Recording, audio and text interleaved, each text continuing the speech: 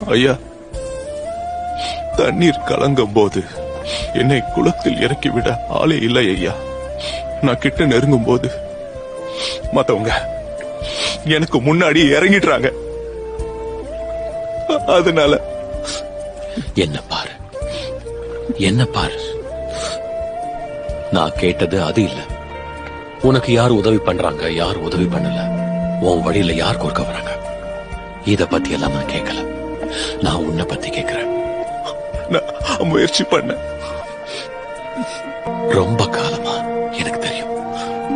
திரும்பவும் தவறான நம்பிக்கையை நீ விரும்பலங்கிறது எனக்கு புரியுது. ஆனா இந்த குளம், அதுல இருந்து உனக்கு ஒண்ணும் கிடைக்க போறதில்ல. நிச்சயம் ஒண்ணுமே இல்ல. அது உனக்கும் தெரியும். ஆனா நீ இன்னும் இங்கே இருக்கியே, ஏன்? எனக்கு தெரியல.